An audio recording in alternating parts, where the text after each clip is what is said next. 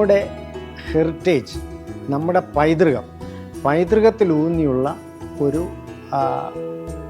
വിദ്യാഭ്യാസം.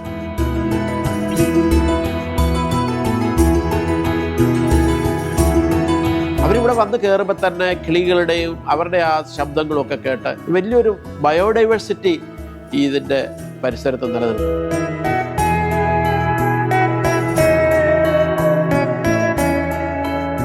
മുമ്പ് നമ്മൾ ചേർത്ത സ്കൂളിനെക്കാട്ടിലും ഒന്നുകൂടെ നല്ല രീതിയിലാണ് പിള്ളേരിപ്പം മുന്നോട്ട് പോയിക്കൊണ്ടിരിക്കുന്നത്.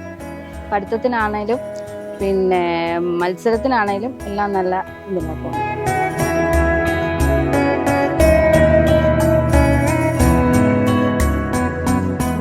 എൻ്റെ മകന് നല്ല കെയറിങ് ഉണ്ട്.